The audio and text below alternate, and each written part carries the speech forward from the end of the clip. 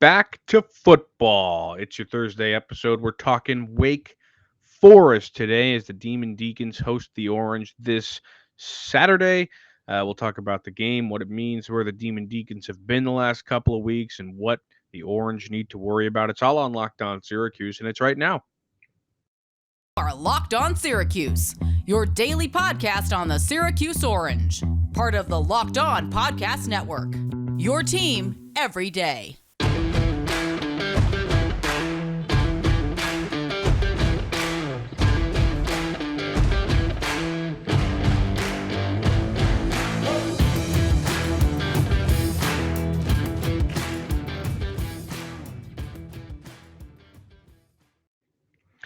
Matt Bonaparte, Owen Valentine with you on your Thursday episode. Thanks for making Locked On Syracuse your first listen every day. We're free and available wherever you get podcasts. Today we're talking about Wake Forest, the Demon Deacons.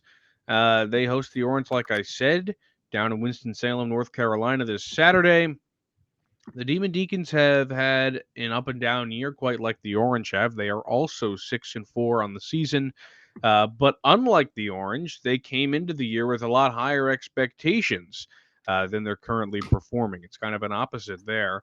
Last week, the November 12th games, that was the first weekend in which Wake Forest was not ranked. And this is going to be the second weekend in which they're not ranked. They were started the year at 22. Last week they were 20. They were 10 the week prior. So they have been up, down, around everywhere inside the rankings, and now they have fallen out. 3 straight losses in the last 3 weeks.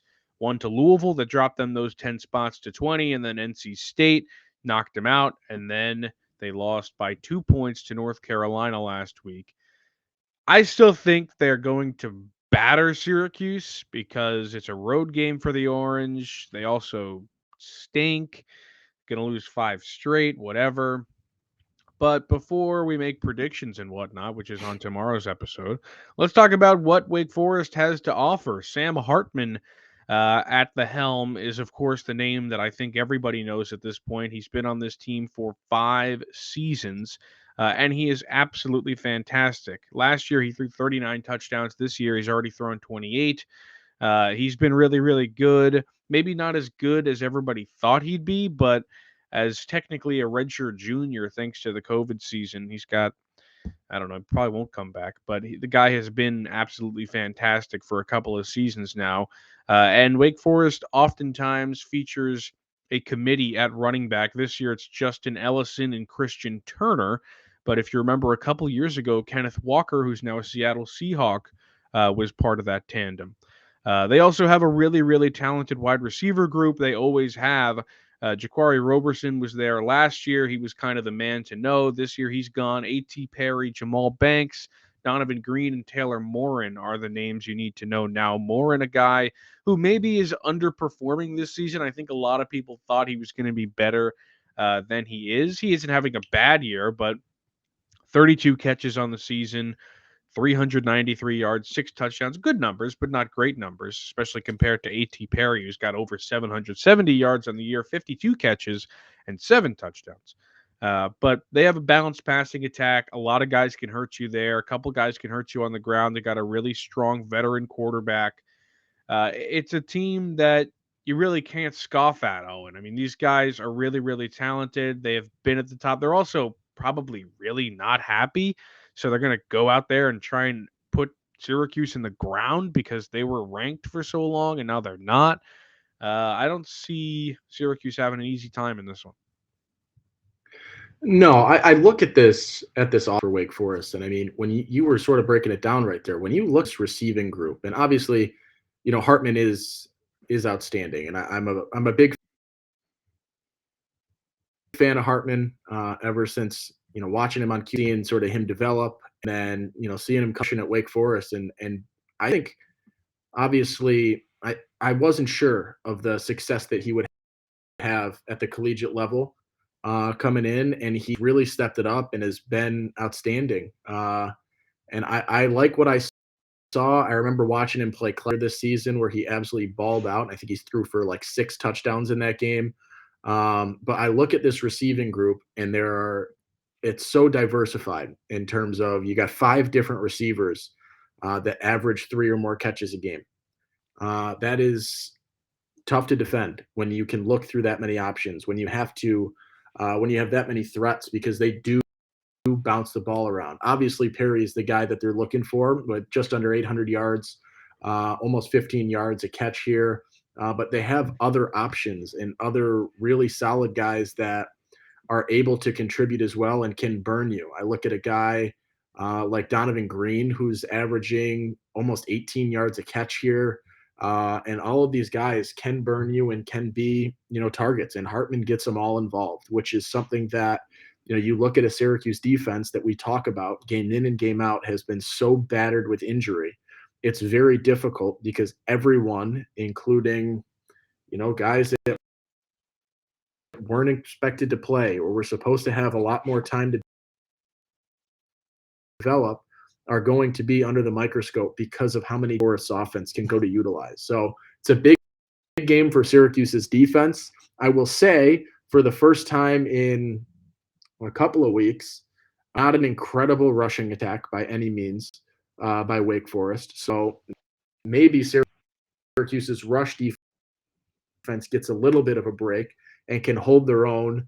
4 yards a carry is nothing incredible, but if you're not locking him down, still has the capabilities to obviously break free and get his fill. So this is a much more run defensive opportunity for Syracuse, but it's still a game that they're going to have to perform because they can take you in the pass game, and they will mix it up if they need to, and they will mix it up successfully and do a pretty darn good job. And they really are.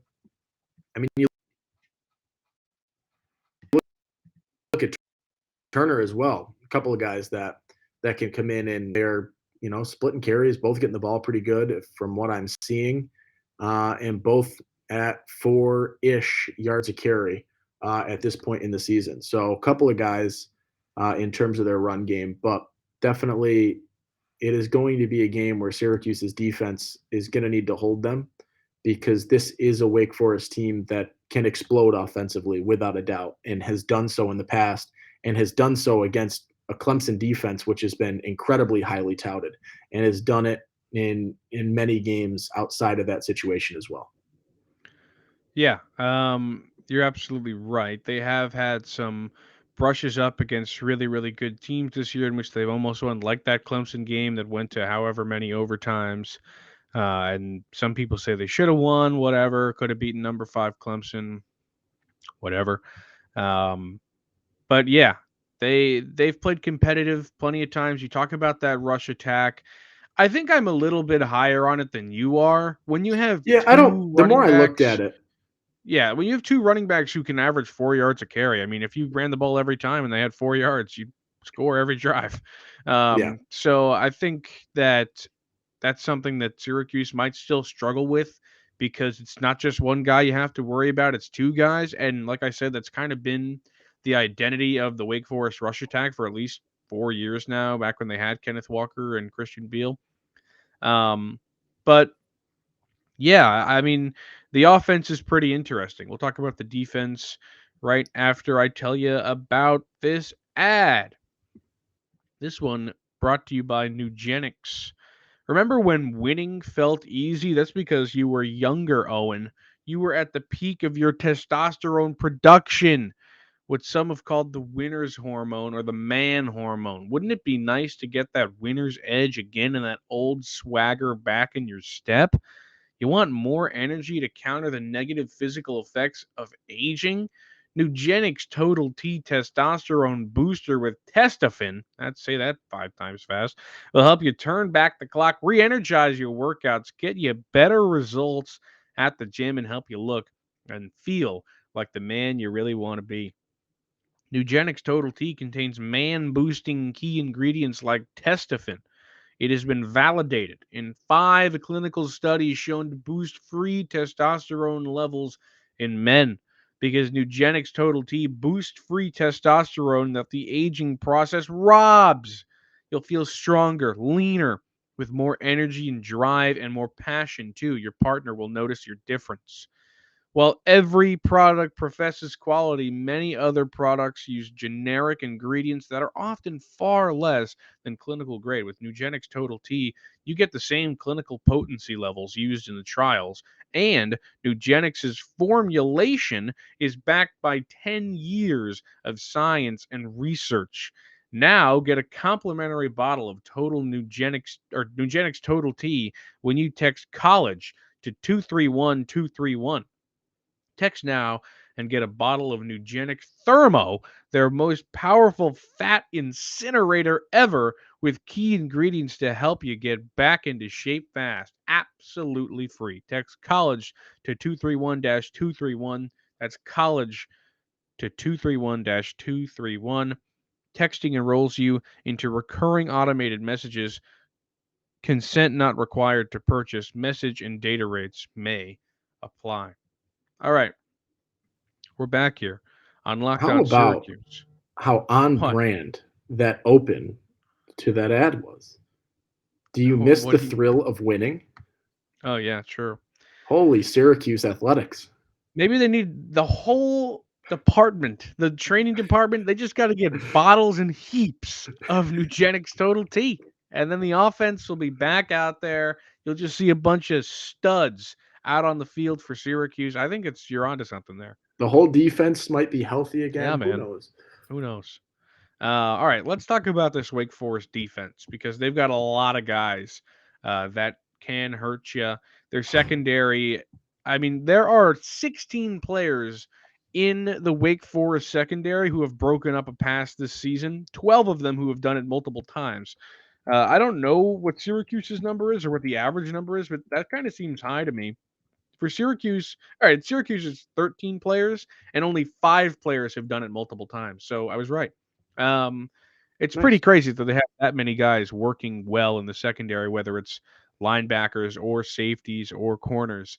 Um, JJ Roberts leads that effort with 7. He's only played 8 games. He is going to be healthy for Syracuse.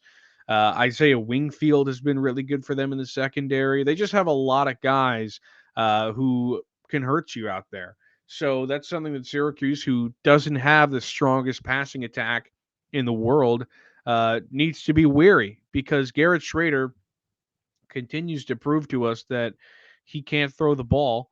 And Carlos Del Rio Wilson, who I don't know if we'll ever see again, is, still with his training wheels on. So, I mean, this is a point in the season where I don't know how Syracuse is going to possibly form a rushing attack. We've called so many weeks for Robert and I to go out there and reinvent the offense. I can't imagine he's going to do it this week.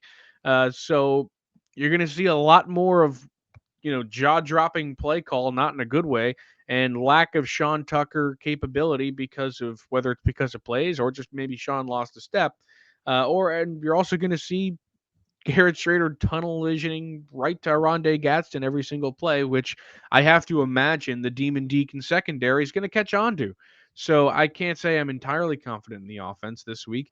And then you look at their front seven. A guy like Jasheen Davis, who has been fantastic for them, is going to terrorize the Syracuse offense. He's got 10.5 tackles for loss, 5 of which are sacks, 26 tackles on the season.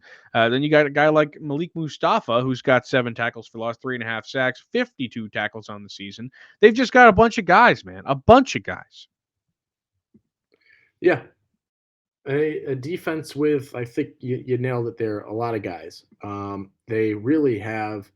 I look at sort of what they've led up in terms of yards, and I'm scrolling through, and opposing rushing offenses have gotten their fill for the most part. I mean, Army obviously is going to get their rushing yards on you, but Louisville ran for 211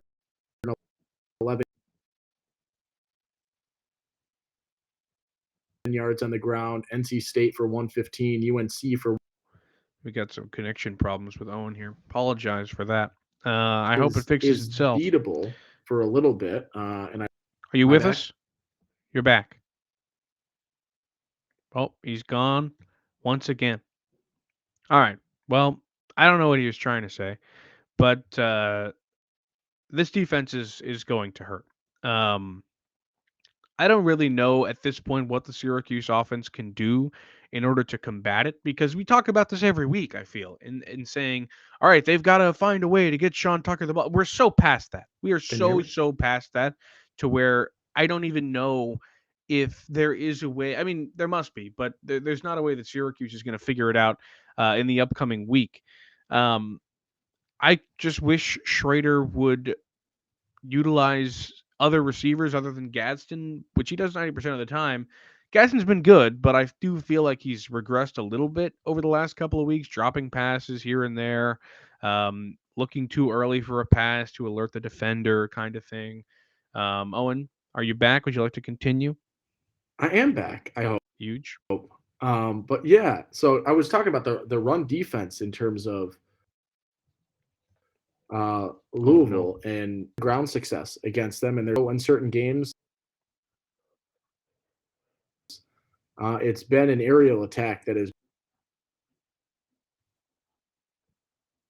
a lot through the air against them that you can consider.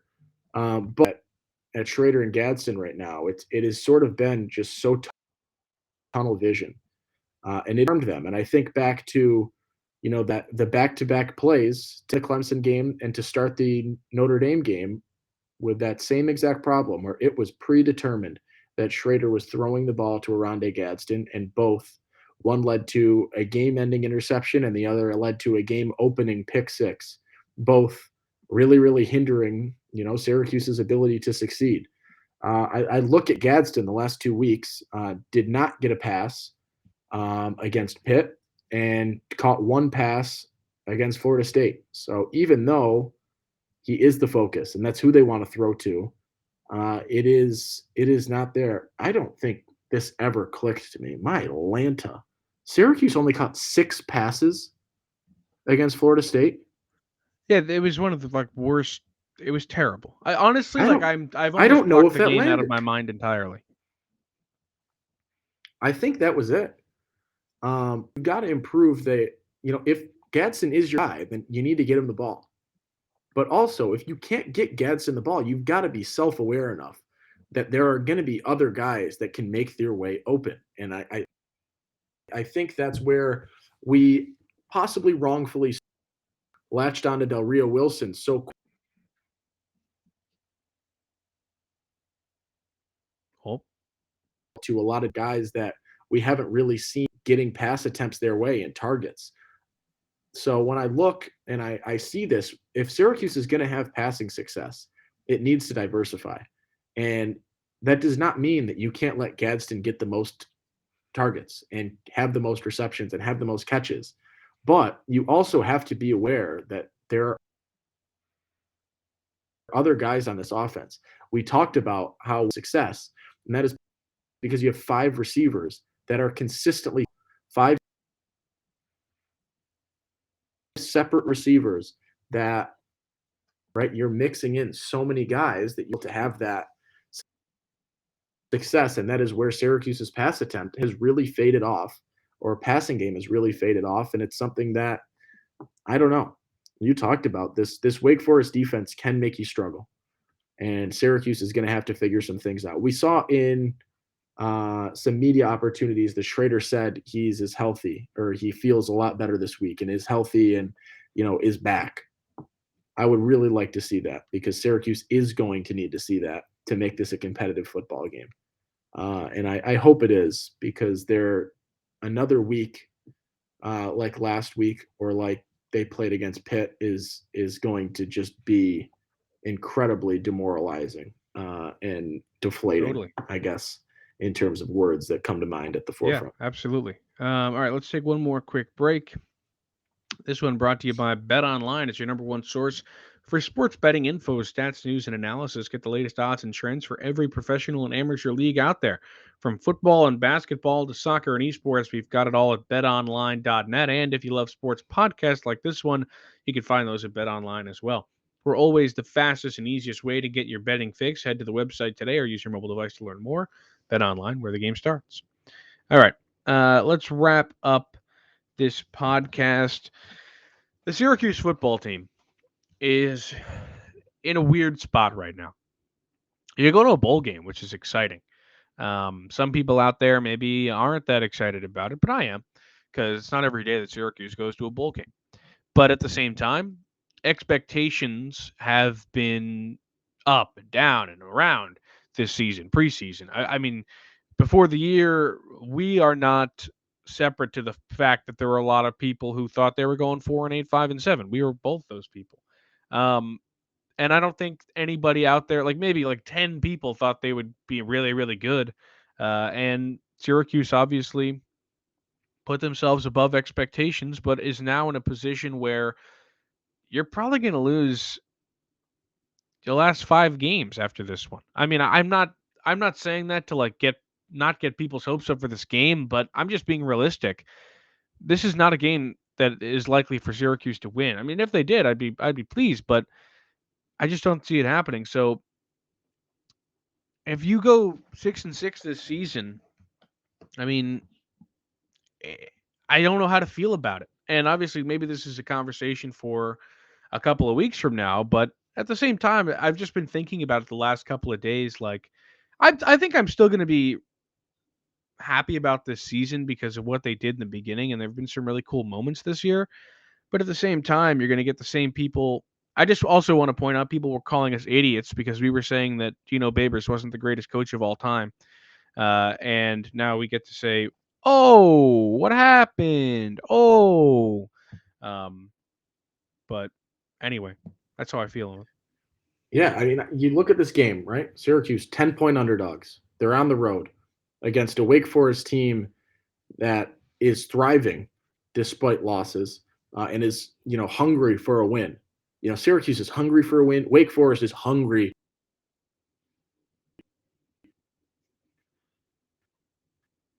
Oh my goodness. for a Man's win connection is because they should have off its and rocker could have. today. I've never seen anything like it. And Are you back? You're like a robot over here. I'm sorry. I'm sorry, everybody. It's okay, man.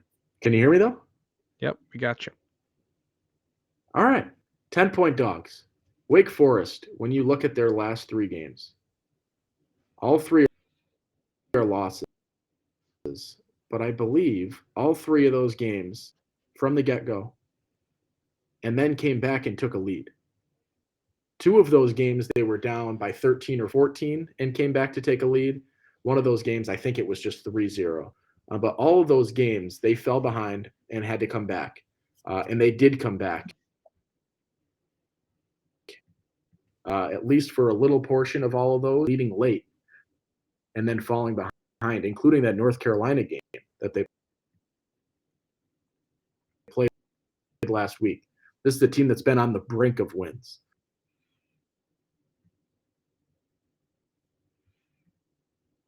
Oh my goodness.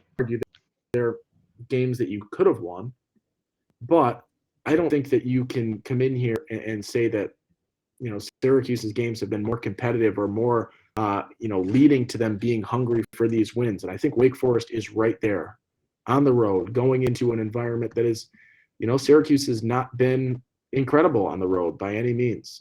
You look at their road wins. 1 against UConn, who is bowling for what it's worth. But this is like a team that has not looked great on the road. They come out flat in Kurg out on the road. Clemson, they fell behind once that crowd got into it as well, was a little bit of a factor. It's something that is of mild concern for me, and they're playing on the road as an extra factor. But this is a Wake Forest team that, despite also being 6-4, is a much better 6-4 than Syracuse is. It is a team that had a lot of expectations and fell flat by a little bit in terms of, falling short in some games. Whereas Syracuse was a team that, didn't have high expectations when you had an entirely healthy roster. And now this roster is by no means healthy and has struggled the last 4 weeks. I look at the situation and Wake is in much better shape. And it's to go to your macro here in terms of coaching. Every game, there is a moment where I just sit back and think to myself, and it is unfortunate, and I like the guy, is a bad in-game coach. Against Florida State, right? You're just not ready to make fourth down decisions.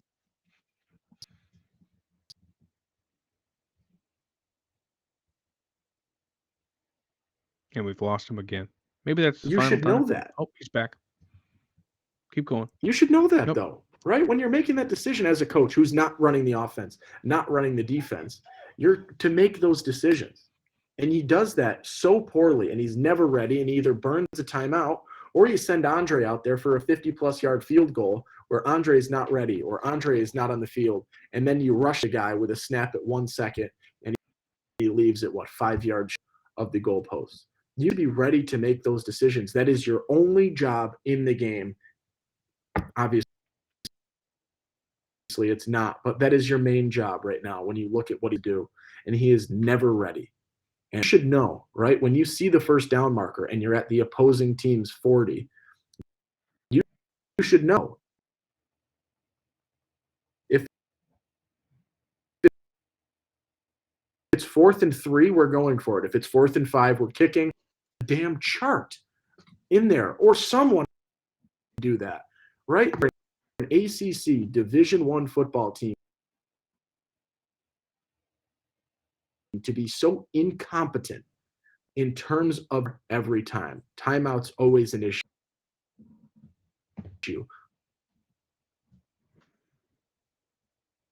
Clock Wow. management, All right. always an issue. Deciding on fourth down what is going to happen, always an issue. I'm trying. Thanks for listening to Locked On Syracuse today. Making it your first listen. For your next listen, check out the Locked On Sports Today podcast. Catch up on the biggest stories of the day in sports, plus get instant reactions, big game recaps, and the take of the day. That's Locked On Sports Today, available on the Odyssey app, YouTube, and wherever you get your podcast. We apologize for our technical difficulties today, but we do thank you as we are very close to 2,000 Twitter followers, and we are inside 100 away from 1,000 subscribers on YouTube. So we thank you for that. And we will see you tomorrow with better quality and Max Chadwick. Peace.